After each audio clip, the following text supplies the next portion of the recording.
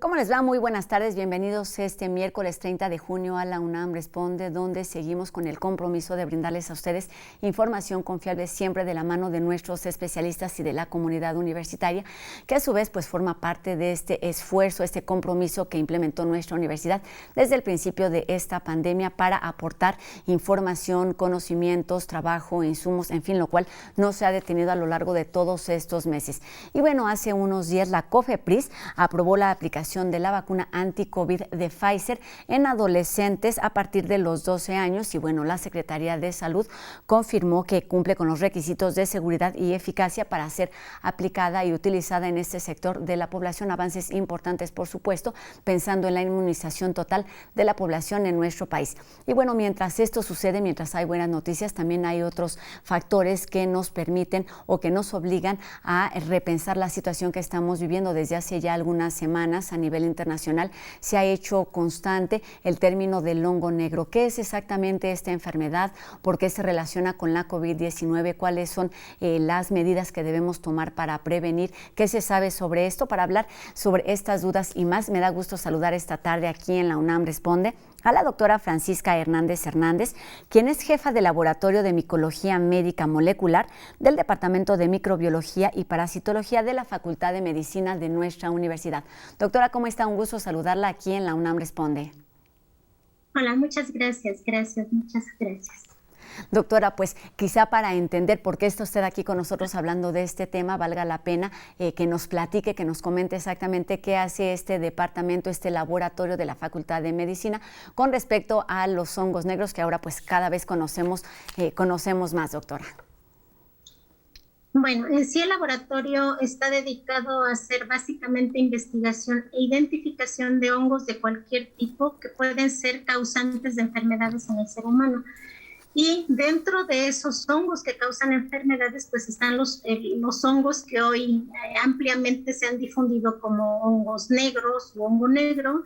En realidad, el hongo negro no es tal un hongo negro, pero es causante de una enfermedad que se conoce como mucormicosis.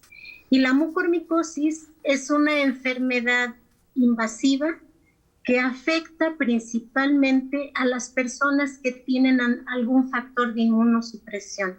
Las personas que tienen deficiencias de su sistema inmune son fácilmente atacadas por este grupo de hongos que se conocen como hongos mucorales, y esos hongos mucorales son los que causan la mucormicosis.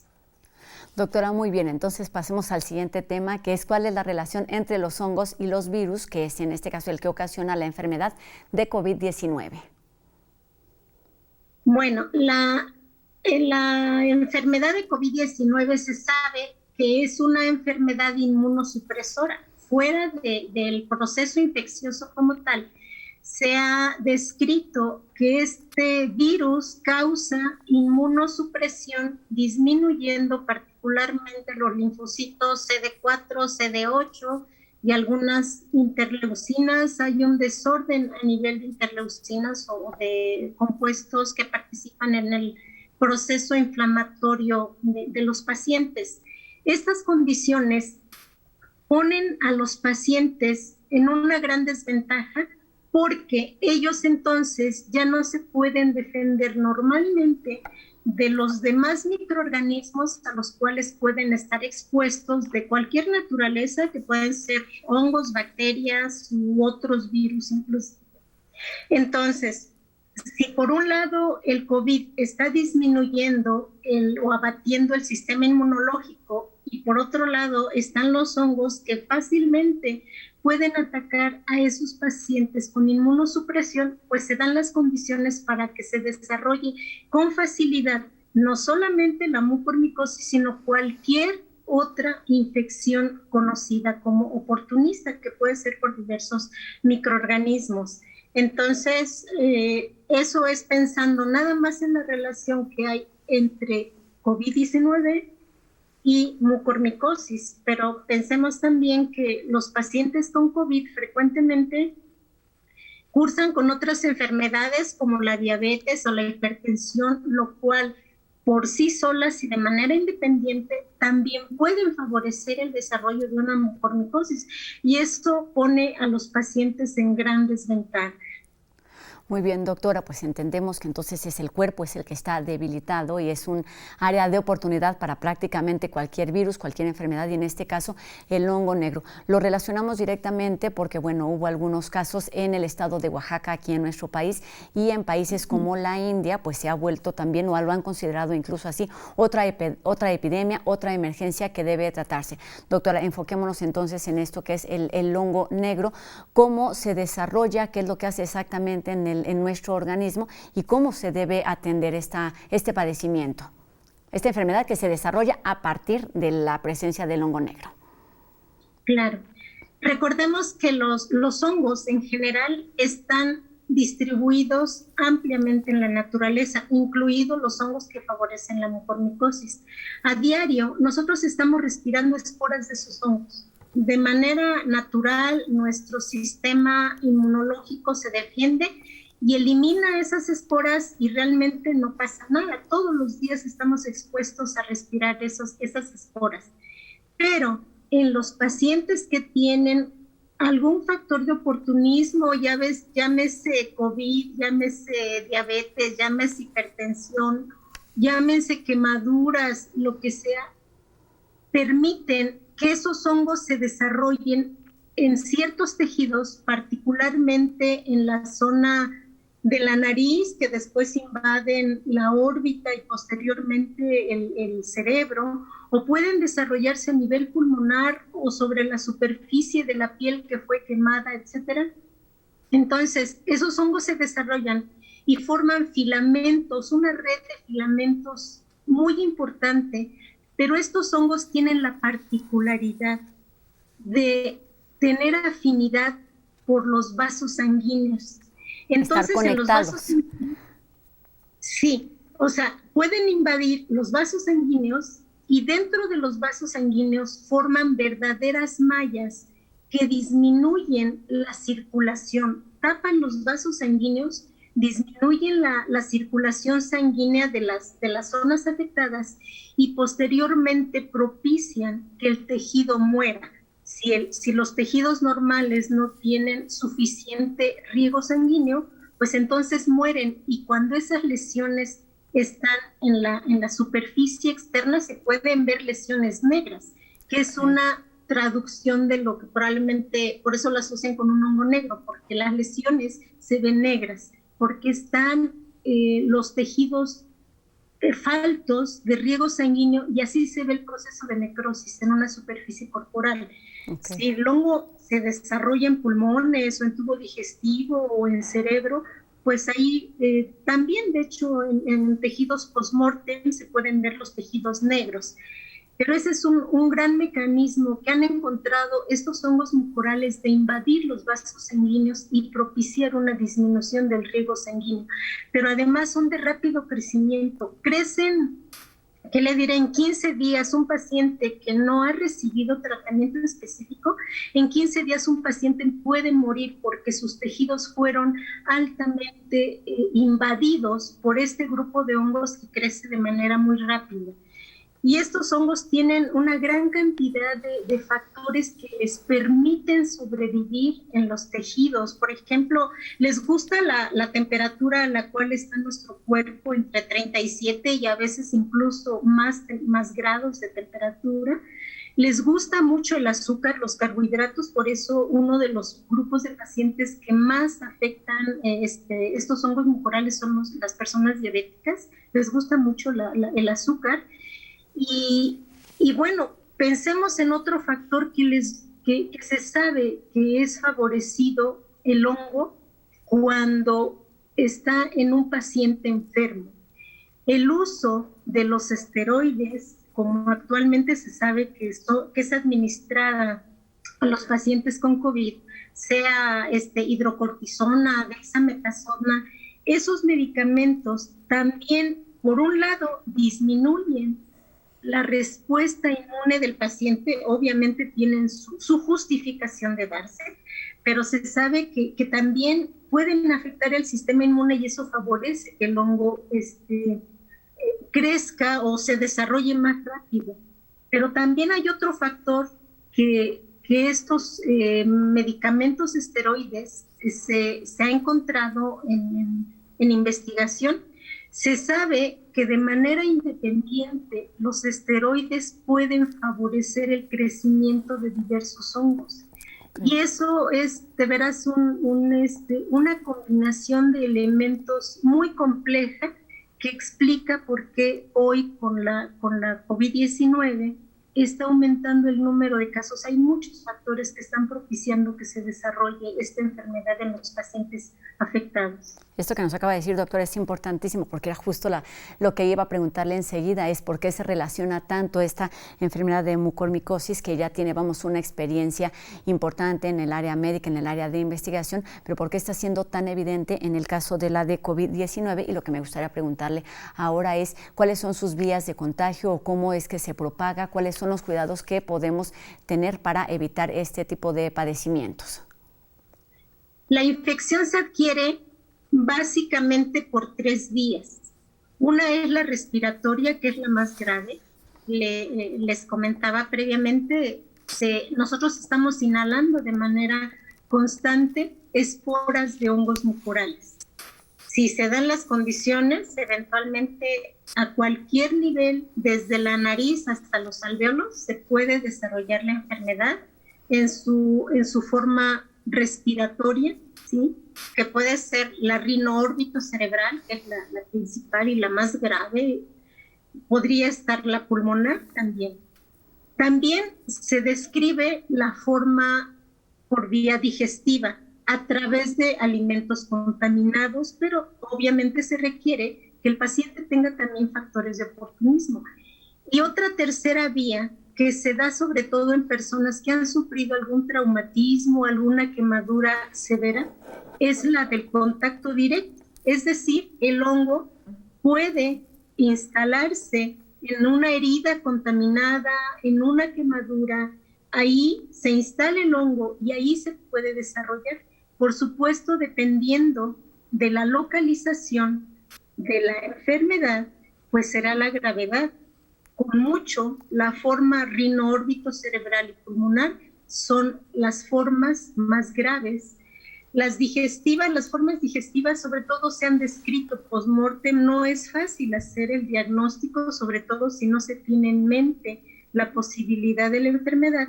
Y en el caso de las lesiones causadas, por ejemplo, por traumatismos, heridas expuestas o abiertas o quemaduras, las lesiones se desarrollan en el sitio de la lesión, pero afortunadamente no ponen en riesgo la vida, pero sí pueden causar pérdida de las extremidades afectadas. Entendemos entonces que pues tiene efectos que pueden ser severos en las personas y que se sabe, justo con lo que mencionaba al final, doctora, con el índice de mortalidad que puede representar la presencia de este hongo, de esta mucormicosis en las personas. Sí, el índice de mortalidad es muy elevado, desafortunadamente. Está alrededor del 90%, claro, dependiendo de la localización. La forma que tiene mayor índice de mortalidad es la forma rinoórbito-cerebral y la forma pulmonar, y la forma que tiene tal vez menos índice de mortalidad son las lesiones expuestas, o sea, las heridas o las quemaduras. Esas no tienen tanto, a menos que la enfermedad se disemine. O sea, también en todas las condiciones hay variantes, y a menos que de una quemadura, por ejemplo, grave, se desarrolle una enfermedad diseminada por hongos mucorales, ahí sí la mortalidad puede ser muy alta también, pero la gran mayoría de casos es mortal, desafortunadamente. ¿Existe entonces, no existe entonces un tratamiento confiable para este padecimiento, doctora? ¿O cuáles son las formas de tratarlo? La gran mayoría de casos no, sobre todo porque el diagnóstico se hace en la mayoría de casos en forma tardía.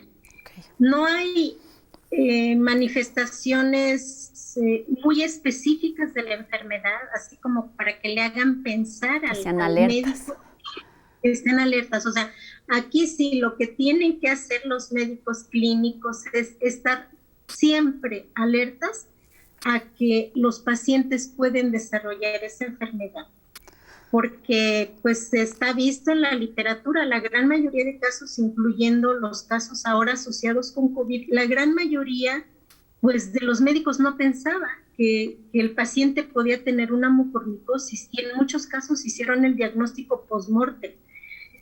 Y entonces lo importante es que el médico siempre tenga en mente que el paciente puede desarrollar una micosis oportunista, incluida la mucormicosis, porque hay otras micosis que se pueden desarrollar, y estar siempre alertas a hacer los estudios pertinentes. Y por supuesto, hay medicamentos que pueden ayudar a controlar la enfermedad.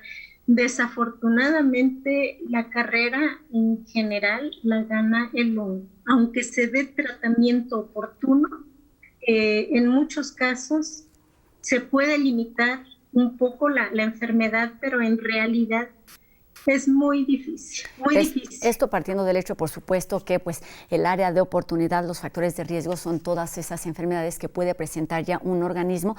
Y me gustaría preguntarle, doctora, entonces, evidentemente este hongo negro es un riesgo para los pacientes, para las personas, y lo que me gustaría preguntarle es un riesgo para la epidemia que estamos viviendo y para la pandemia por COVID-19, en este sentido, lo que nos mencionaba acerca de los esteroides, de las vías de contagio y de la relación que pueden tener de no ser, identificado a tiempo? Claro, sí es un riesgo. Afortunadamente hoy con los casos que se han publicado, que se conocen de mucormicosis, creo que la comunidad médica está más atenta a detectar casos de mucormicosis a tiempo. El COVID es un riesgo para desarrollar una mucormicosis, pero también todas las demás enfermedades asociadas, desde la obesidad, la hipertensión, la diabetes, incluso pacientes trasplantados. O sea, todas esas condiciones están favoreciendo la aparición de nuevos casos de mucormicosis. Entonces, creo que lo más importante de esto es que los médicos sí ya, considerando las publicaciones que van apareciendo cada día, creo que los médicos pues ya están más atentos a pensar que en esa posibilidad de que el paciente podría desarrollar una lesión sugestiva de mucormicosis e instaurar el tratamiento oportuno.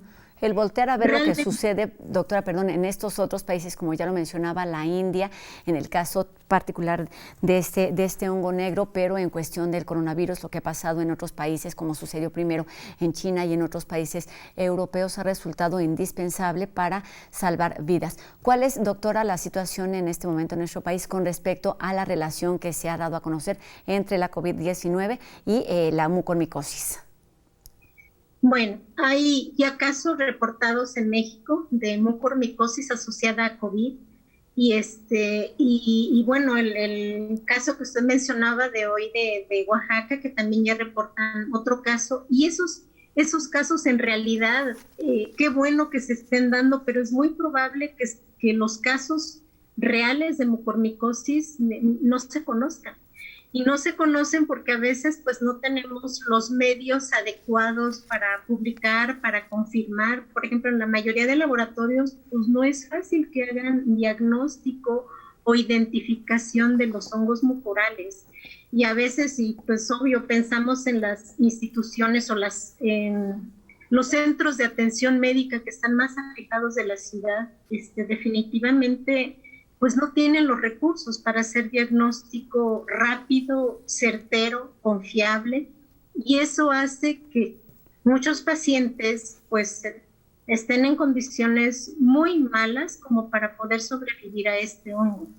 Entonces, en México ya hay casos, todavía muchos de ellos no están publicados, pero por comunicación personal sé que hay varios centros médicos o centros de salud donde están teniendo casos de mucormicosis y asociadas a COVID. Y entonces esto es realmente una condición en la cual deben estar atentos los médicos clínicos. Y para parar a tiempo problemáticas como estas, doctora, resulta indispensable la vigilancia epidemiológica y la identificación que se hace a través de laboratorios como este de la Facultad de Medicina. Doctora, ya solamente para terminar, ¿cuáles son esos retos a los que se enfrentan en este momento en que estamos atravesando una situación complicada por COVID-19, pero que también pues ha hecho más evidente y ha desatado otras complicaciones, no solamente en términos de salud, pero hoy que estamos hablando de este tema, ¿cuáles son los retos, doctora?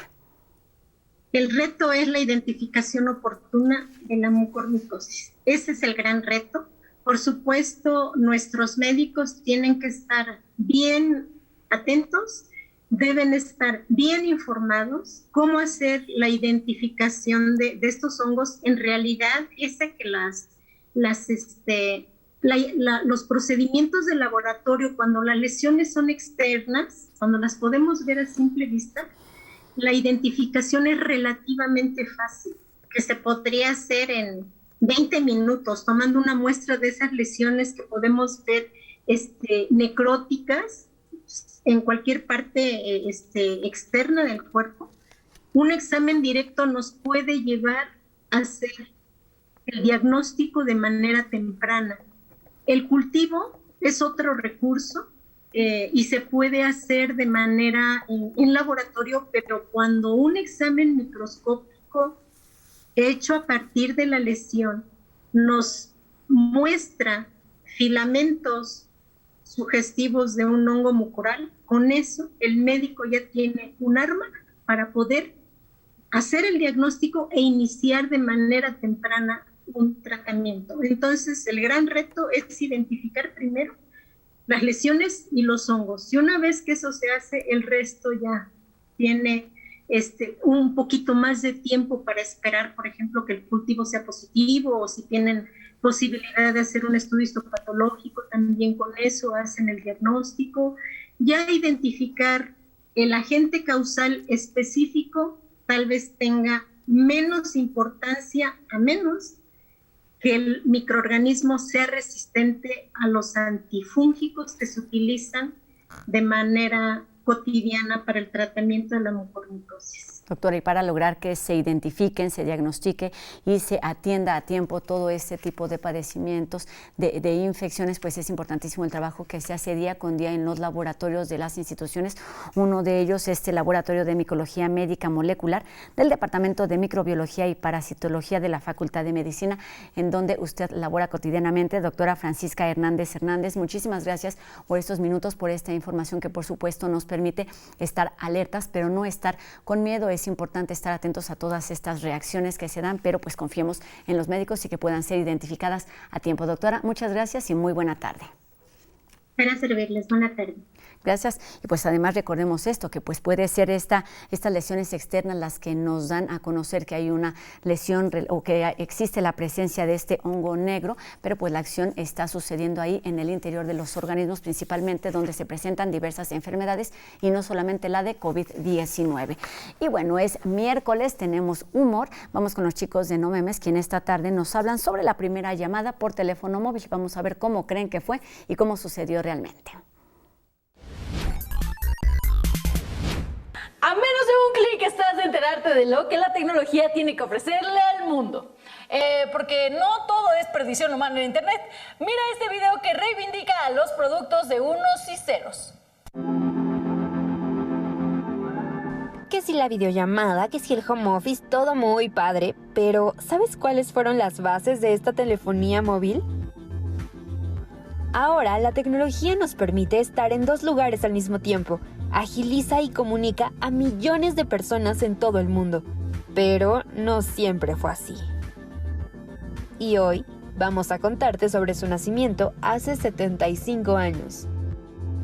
El 17 de junio de 1946, un conductor en San Luis, Missouri, hizo la primera llamada desde un teléfono móvil. Los responsables, Alton Dickinson y Dee Mitchell de AT&T, trabajaron por más de una década para lograr esta primera llamada. Y no fue hasta 1948 que el servicio telefónico inalámbrico estaba disponible en casi 100 ciudades y corredores viales. esta vía de comunicación no era tan común. Solo algunas empresas, flotas de camiones y reporteros contaban con el servicio. La primitiva red apenas podía manejar grandes volúmenes de llamadas. Solo se hacían 30,000 llamadas semanales. Si eso era hace 75 años, ¿te imaginas cuántas llamadas se hacen en la actualidad por minuto en todo el mundo? Definitivamente más de 30,000. Si quieres conocer más datos interesantes, acompáñanos en el siguiente No Memes. Por supuesto, queremos más datos de esto. Nos vemos aquí el próximo miércoles o en el programa completo de TV UNAM el lunes a las 9 de la noche. Y bueno, con esto terminamos un programa más de La UNAM Responde. Les recuerdo que seguimos leyendo todas sus dudas y sus comentarios a través de Facebook, Twitter e Instagram para seguir haciendo juntos este programa y nos encontramos aquí el día de mañana, por supuesto, por TV UNAM. Adiós.